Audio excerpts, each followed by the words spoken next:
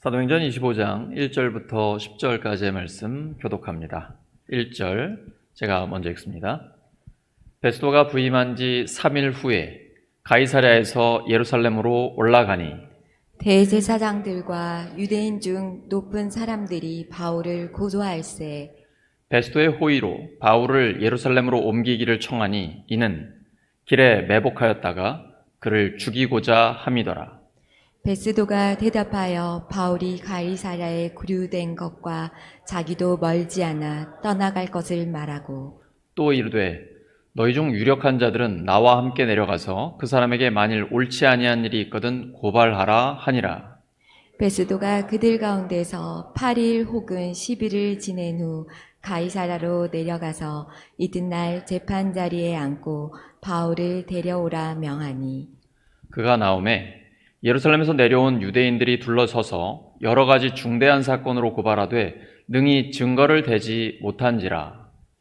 바울이 변명하여 이르되 유대인의 율법이나 성전이나 가이사에게나 내가 도무지 죄를 범하지 아니하였노라 하니 베스도가 유대인의 마음을 얻고자 하여 바울더러 묻되 내가 예루살렘에 올라가서 이 사건에 대하여 내 앞에서 신문을 받으려느냐? 바울이 이르되 내가 가이사의 재판자리 앞에 섰으니 마땅히 거기서 신문을 받을 것이라. 당신도 잘 안 바와 같이 내가 유대인들에게 부의를 행한 일이 없나이다. 아멘. 사도행전 27번째 시간 백절불굴의 기상, 백절불굴의 기상이라는 제목으로 하나님의 말씀 전하겠습니다. 백절불굴, 100번 꺾여도 굴하지 않는다. 어떤 어려움에도 결코 굽히지 않는 것입니다. 드물지만 그런 사람들을 볼 수 있습니다. 3일 전 뉴스 기사입니다. 중국인 펑차오는 6살 때 감전사고로 두 팔을 다 잃었습니다. 그런데 낙심하지 않고 두 발을 가지고 홀로 생활하는 데 성공하고 20년 동안 공부한 끝에 올해 법학전문대학원에 도전을 하게 됩니다. 그런데 발로 글을 써야 되기 때문에 학교 측에서는 시험 시간을 30분을 더 주겠다라고 했습니다. 하지만 그가 거절했습니다. 특혜는 싫다는 거죠. 일반인과 동일한 조건에서 시험을 치고 당당하게 합격했습니다. 그래서 많은 사람들에게 큰 감동을 주고 있는 인간 승리의 드라마를 그가 쓰고 있습니다. 요즘 화제가 되는 영화가 있죠. 오징어 게임이라고. 그 주인공은 생존을 위한 의지가 대단합니다. 그는 여러 차례 게임을 하면서 우리 추억의 게임들인데요. 어릴 때 했던 이런 구슬치기, 봄들기 같은 거랑 오징어 게임 많이 해보셨을 거고요. 줄다리기, 무궁화 꽃이 피었습니다. 저는 그게 그렇게 잔인한 게임인지 몰랐습니다. 네. 어쨌든 그가 여러 차례 죽을 고비를 넘기고 결국 최종 상금을 받게 됩니다. 몇백억이죠. 그 영화는 승자 독식 사회를 극단적으로 표현했다고 생각합니다. 무한 경쟁 속에서 승자 한 사람이 모든 돈을 차지하는 현실을 묘사한 것으로 보입니다.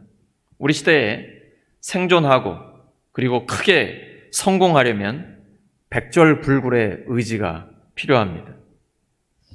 예수님의 죽으심과 부활의 복음으로 구원받은 사람은 백절불굴의 기상을 갖게 됩니다. 지금 죽어도 하나님 나라가 우리의 것입니다. 두려울 것이 없습니다. 근데 실제로 위기 상황에 처하게 되면 본능적으로 피하게 됩니다. 죽기는 싫더라고요. 제가 어제 저녁을 먹으려고 수암시장을 지나서 걸어가고 있었습니다. 근데 시장 주차장에서 요금을 내고 나오는 차가 한 4, 5m 정도 떨어져 있는 것 같습니다. 갑자기 급발진하고 저한테 돌진을 해오는 거예요. 저도 모르게 제가 뛰어가지고 피했는데 아주 간발의 차였습니다. 그리고는 그 차는 이쪽에 와서 장애물에 부딪혀가지고 그대로 박살이 났습니다. 큰일 날 뻔했습니다. 제가 정신 차리고 돌아와 보니까 다행히 에어백들이 다 터지고 그래서 인명 피해는 없었습니다. 제가 평소에 성도님들께 종종 하는 질문이 있습니다. 지금 죽어도 천국 가실 수 있습니까? 3명밖에 대답을 안 하시네. 지금 죽어도 천국 가실 수 있습니까? 어떤 분들은 죽어봐야 알죠. 목사님 왜 이렇게 어려운 질문해요? 이런 분들 계신데요. 예수님을 믿는 사람은 구원의 확신을 갖게 됩니다. 그러려면 죄의 문제가 해결이 되어야 합니다. 본문에서 바울이 죄가 없다라고 선언합니다. 그건 정치, 사회, 종교적으로는 없을 수 있어요. 또 사람들은 나의 죄를 모를지도 몰라요. 하지만 우리 모두는 하나님 앞에 죄인입니다. 그런데 예수님을 믿으면 용서받은 의인이 됩니다. 나 같은 죄인이 용서를 받았기에 나에게 죄를 짓는 사람을 나도 용서해야 합니다.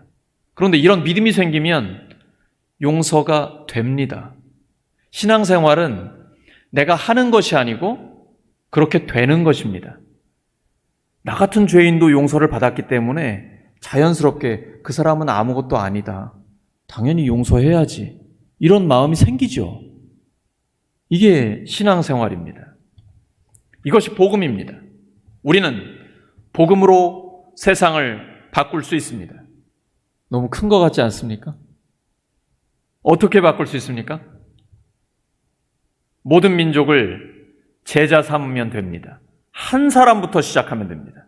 예수님은 한 영혼이 천하보다 귀하다고 말씀하셨습니다. 그 한 사람을 제자 삼으면 그 사람이 또 다른 사람을 제자 삼게 됩니다.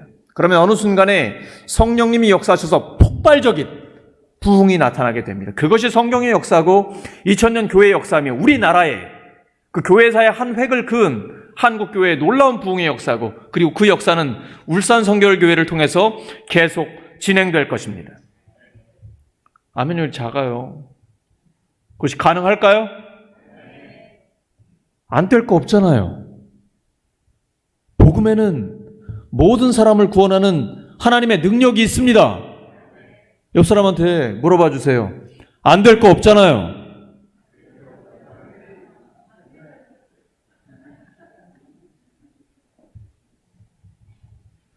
믿는 자에게는 모든 것이 가능합니다. 내게 능력 주시는 자 안에서 내가 모든 것을 할 수 있습니다. I can do spirit 아닙니다. 나폴레옹 아니에요. I can do all things through him who strengthens me. 내게 능력 주시는 주님 안에서 할 수 있다는 겁니다. 주님께 능력이 있기 때문에 가능한 것이죠. 그래서 우리는 열일 제쳐놓고 눈 뜨면 기도부터 합니다. 그리고 먼저 하나님 나라와 하나님의 의를 구합니다. 하나님 나라는 먹는 것과 마시는 것이 아니죠. 오직 성령 안에 있는 의와 평강과 기쁨입니다. 의는 올바른 관계입니다. 하나님, 이웃, 그리고 환경과 나와의 올바른 관계입니다. 올바른 관계가 이루어지면 평강이 있습니다. 그리고 복음에 합당한 삶을 살아가면 진정한 기쁨이 우리 안에 올라오게 됩니다. 여러분, 그 기쁨이 있습니까? 만약에 이 기쁨이 없다면 하나님과 나 사이에 죄가 있기 때문입니다. 우리 정직하게 고백해야 합니다. 죄를 지으면 성령의 기쁨이 사라집니다. 그런데 하나님 앞에 정직하게 고백하고 하나님 제가 잘못했습니다. 다시는 그런 죄를 짓지 않고 하나님의 영광을 위해 살아가겠습니다 라고 회개에 합당한 열매를 맺잖아요. 기쁨이 회복됩니다. 하나님은요 너무나 자비롭고 은혜로운 분이에요.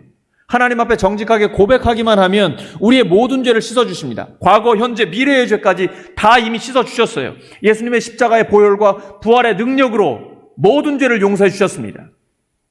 미래의 죄까지. 근데 여기서 좀 이제 지나치게 나가면 그러면 앞으로 죄 지어도 괜찮겠네요? 이게 이제 구원파예요. 그건 이단입니다.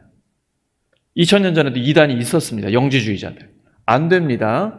하나님이 우리를 죄 지으라고 구원하신 건 아니죠. 그러나 우리가 살다 보면 또 죄를 지어요.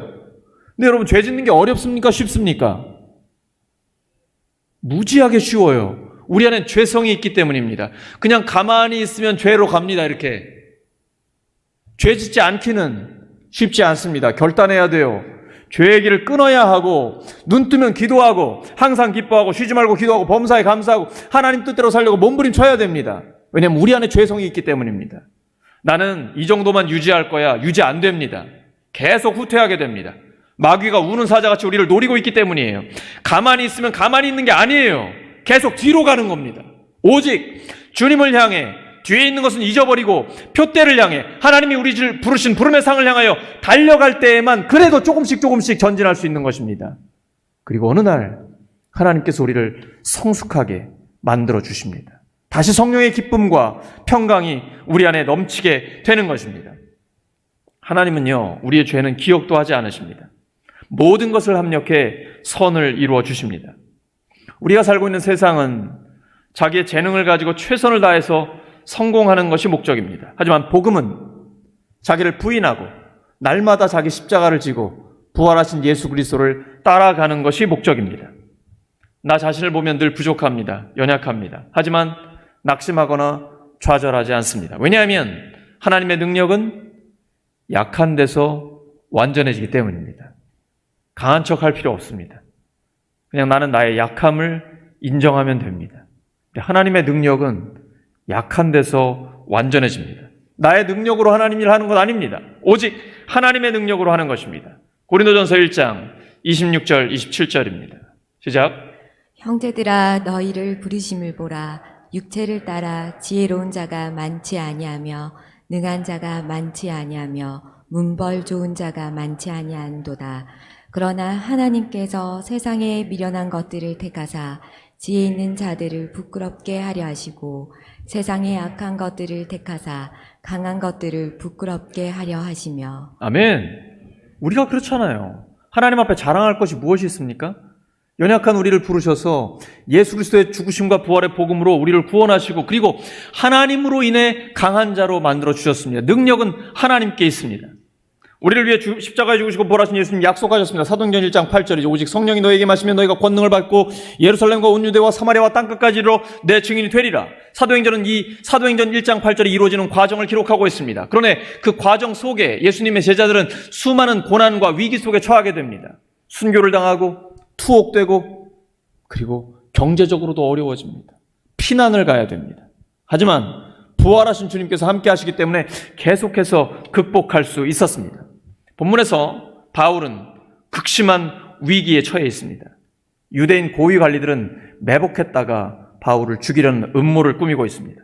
그들은 예수가 죽었다고 주장하지만 바울은 그 예수님이 부활하여 살아계신다고 주장합니다. 바울은 이것 때문에 동족에 의해 죄수가 되어 있습니다.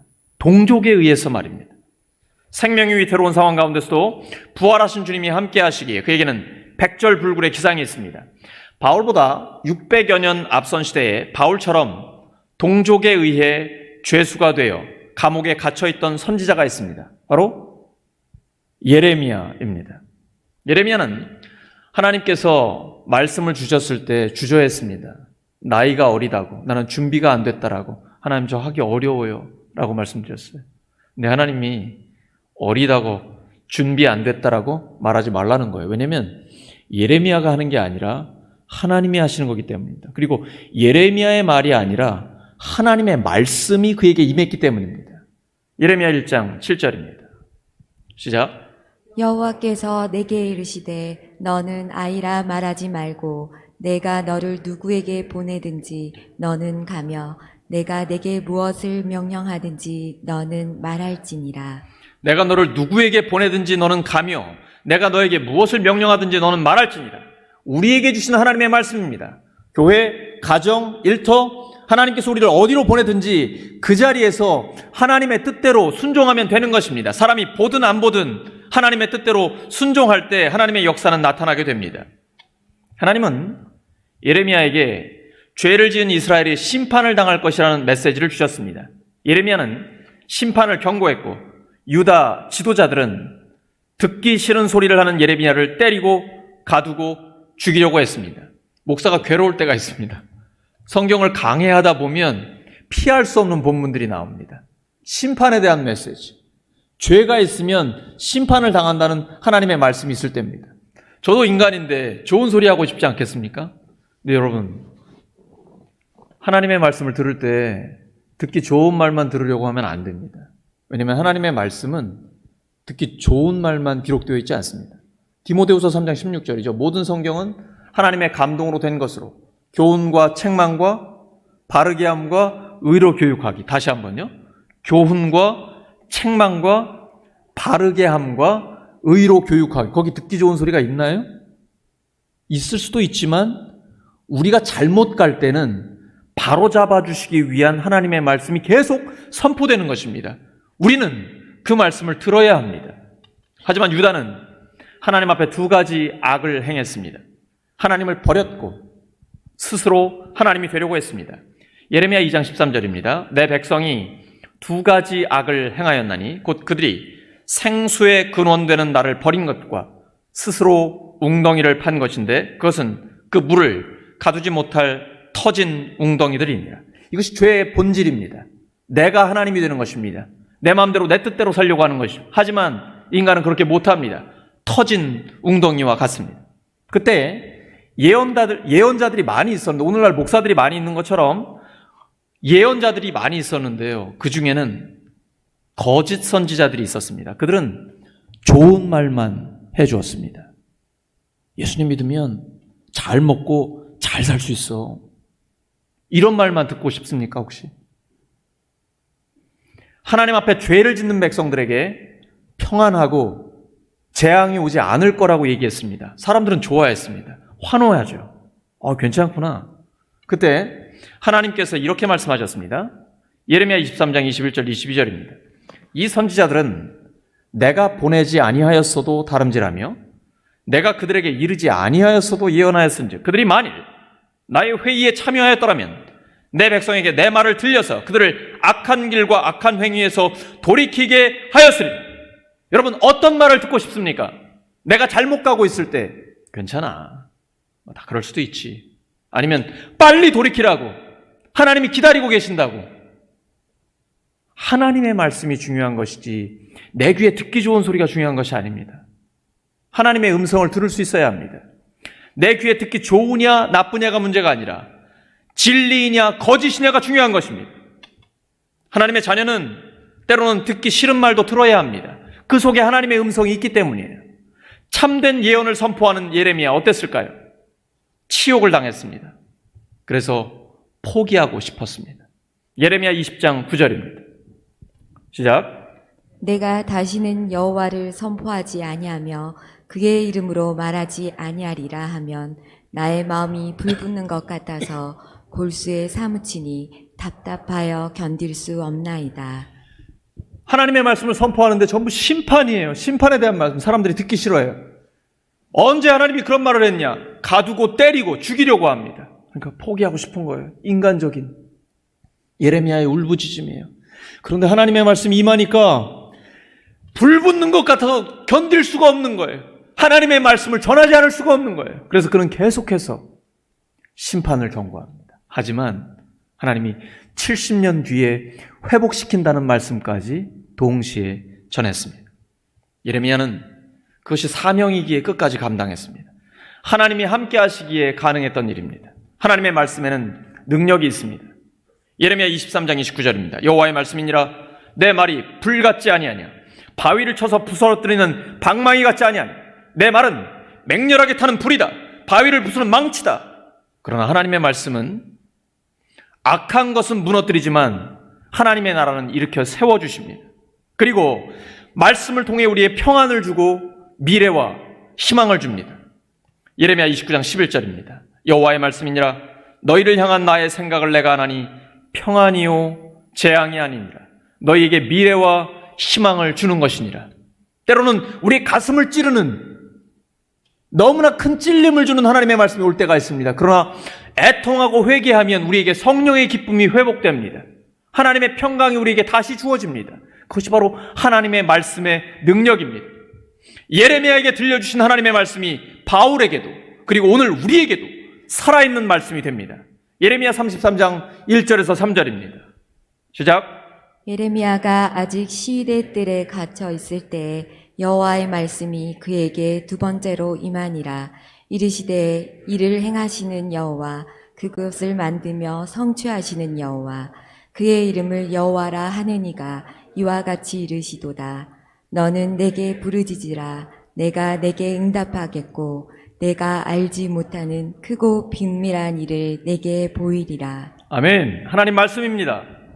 이 일을 행하시는 여호와, 그것을 만들며 성취하시는 여호와, 성취하시는 분은 하나님이십니다. 하나님께 맡겨놓고 너는 내게 부르짖으라. 내가 내게 응답하겠고 내가 알지 못하는 크고 은밀한 일을 너에게 보이리라. 하나님 약속이기 때문에 반드시 이루어집니다. 감옥 속에 있을지라도, 코로나19로 답답할지라도, 좌우가 꽉 막힌 것 같을지라도 하나님 앞에 부르짖으면 하나님이 응답하십니다. 하나님의 약속이기 때문입니다. 예루살렘 교회를 도우려고 구제연금을 가져온 바울이 유대인들에게 체포돼서 베스토 총독 앞에서 재판을 받고 있습니다. 베스토는 주후 60년에서 62년 기간에 실제로 다스렸던 총독이요 역사적 인물입니다. 그는 신임 총독으로서 2년간 방치해두었던 바울의 소송 사건을 가능한 한 빨리 처리하려고 합니다. 그래서 그는 고소인들에게 자기와 함께 카이사랴로 내려갈 것을 요구합니다. 바울에 대한 고소 내용은 중대하지만 증거는 되지 못합니다. 중요한 건 증거지요. 그것이 사실에 근거한 것이어야 합니다. 그 고소 내용의 핵심입니다. 사도행전 25장 19절입니다. 시작. 오직 자기들의 종교와 또는 예수라 하는 이가 죽은 것을 살아있다고 바울이 주장하는 그 일에 관한 문제로 고발하는 것뿐이라. 믿지 않는 사람에게 예수님은 어떤 죽은 이일 뿐입니다. 하지만 믿는 우리에게는 부활하신 주님, 지금 살아계셔서 우리와 함께 하시는 주님입니다. 바울은 이 혐의 내용 모두를 반박합니다. 그는 유대인의 율법, 성전, 로마 황제 앞에 전혀 죄를 짓지 않았다고 주장합니다. 사실 이 사건의 배후에는 유대교의 종교적 문제들이 놓여 있었습니다. 새로운 총독은 그걸 이해하지 못했고 유대 지도자들과 사이가 멀어지는 것을 원하지 않았습니다. 그래서 재판에 유대 당국자들을 끌어들여서 예루살렘에서 끝내려고 했습니다. 하지만 바울은 이에 항의합니다. 고발 내용이 모두 사실이 아닌 것으로 드러난 이상 총독은 피고에게 무죄를 선고하고 석방해야 한다라는 주장입니다. 하지만 총독은 법을 위반하고 바울을 그의 적대자들에게 넘겨주려고 하고 있습니다. 그 때문에 바울은 로마 시민으로서 마지막 그의 법적인 권리를 꺼냈습니다. 그는 로마에 있는 황제의 법정에 상소했습니다. 그런데 이렇게 해서 바울이 로마에 가게 된다는 예수님의 약속이 성취됩니다. 총독은 유대인들의 환심을 사려고 바울에게 예루살렘으로 올라가서 재판을 받고 싶지 않냐 물어봤습니다. 함정이 있는 것이죠. 바울이 말 한마디 잘못하면 운명이 달라집니다. 매복해 있고 그를 암살하려는 음모가 있기 때문입니다. 얼마 전에 바울이 에베소 선교를 마칠 즈음에 내가 로마도 보아야 하리라 라고 말했죠. 내가 로마도 보아야 하리라 기억나시죠? 그때부터 로마는 바울 선교의 목표 지점이 됩니다. 사도행전의 땅끝은 로마입니다. 로마서 1장 13절입니다. 시작. 형제들아, 내가 여러 번 너희에게 가고자 한 것을 너희가 모르기를 원하지 아니하노니 이는 너희 중에서도 다른 이방인 중에서와 같이 열매를 맺게 하려 함이로되 지금까지 길이 막혔도다. 바울은 여러 번 로마에 가고자 했지만 길이 막혔어요. 그런데 생각지도 못한 방법으로 로마에 가게 됩니다. 지방 총독들이 재판에는 성의가 없고 또 불의하잖아요. 바울은 로마 황제에게 직접 상소하기를 택하게 됩니다. 하나님은요, 우리가 상상도 못할 방법으로 하나님의 일을 성취하십니다. 모든 것을 합력해 선을 이루어 주십니다. 우리에게 준 사명의 길이 막혀 있다가 예상치 못한 방법으로 열리게 됩니다. 하나님은 하나님의 복음을 위해 헌신한 사람들을 빈틈없이 지켜주십니다. 주님은 인간들의 계획을 알고 계십니다. 그래서 악한 인간의 계획을 수포로 돌아가게 하십니다. 하나님은 사람이 도저히 상상할 수 없는 방법으로 일하십니다. 세 가족 중에 제가 어제도 전화 통화를 하는데요.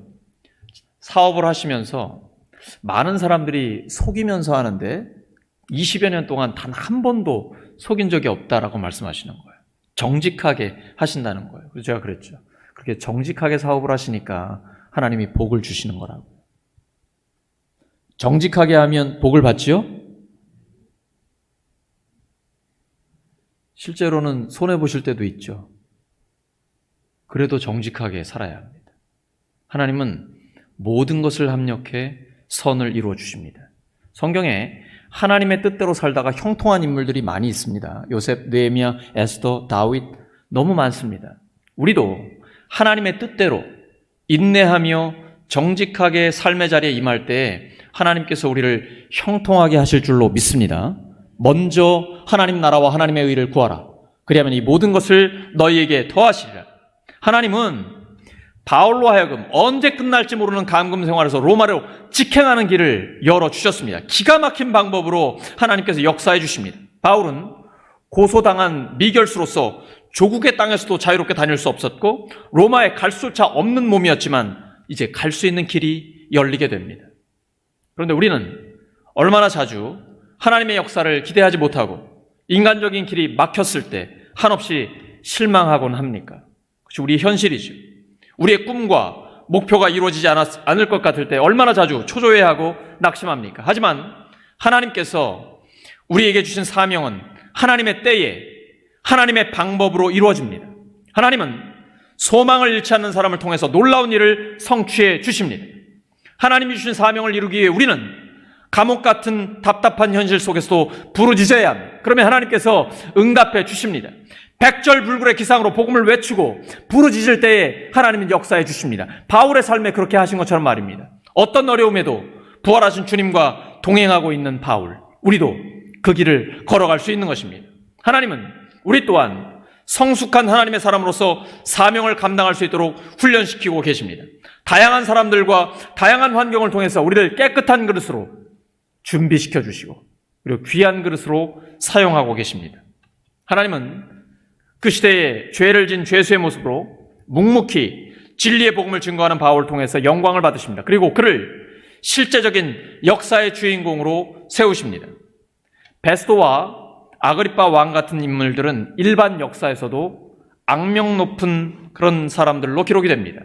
하지만 그들 앞에 미결수로 섰던 바울은 이방인의 빛이요 인류의 스승으로 기록됩니다. 잠깐 빛을 발하다가 사라지는 찰나의 삶보다 영원히 사는 길을 택하는 것이 지혜입니다. 우리 몸은 한 줌의 지혜로 한 줌의 죄로 사라집니다. 저 어제 죽을 뻔했습니다. 영원한 생명이 가장 가치 있습니다. 로마서 12장 1절입니다. 시작. 그러므로 형제들아 내가 하나님의 모든 자비하심으로 너희를 권하노니 너희 몸을 하나님이 기뻐하시는 거룩한 산 제물로 드리라. 이는 너희가 드릴 영적 예배니라. 하나님이 기뻐하시는 거룩한 산 제물, 이것은 삶으로 드리는 제물입니다. 생각에서 그치는 것이 아니라 우리의 몸으로 드리는 예배입니다. 그것이 영적인 예배, 합당한 예배입니다. 그럼 어떻게 이런 제물을 드릴 수 있을까요? 로마서 12장 2절입니다. 시작. 너희는 이 세대를 본받지 말고 오직 마음을 새롭게 함으로 변화를 받아 하나님의 선하시고 기뻐하시고 온전하신 뜻이 무엇인지 분별하도록 하라. 오직 마음을 새롭게 하면 이것은 감정이 아니라 생각을 바꾸는 것입니다. 그러면 하나님의 선하시고 기뻐하시고 온전한 뜻이 분별하게 됩니다. 그렇게 되면 우리의 미래가 달라지게 되는 것이죠. 말씀 정리합니다. 사도 바울은 붙들린 지 2년 만에 정치 종교 최고 지도자들 앞에서 복음을 증거하게 됩니다. 우리도 바울처럼 막막한 고난 속에서 하나님을 아는 믿음을 가지기를 소망합니다. 예수님의 죽으심과 부활의 복음으로 구원받은 우리들은 백절불굴의 기상을 갖게 됩니다. 고난이 만들어내는 열매를 맛볼 수 있습니다. 우리는 잡혀있더라도 복음은 묶일 수 없고 하나님을 막을 자는 없습니다. 우리 모두 신실하게 순종해서 하나님의 뜻을 이루며 살기를 예수 그리스도의 이름으로 축원합니다. 함께 기도합니다. 하나님 아버지, 저희들의 삶이 때로는 답답하고 모든 것이 막힌 것 같을 때가 있습니다. 하지만 하나님을 막을 자는 없습니다. 저희들 오직 복음으로 백절불굴의 기상을 가지고 하나님의 뜻을 이루며 살 수 있도록 도와주시옵소서. 성령께서 능력으로 역사하여 주시옵소서. 예수 그리스도의 이름으로 기도드립니다.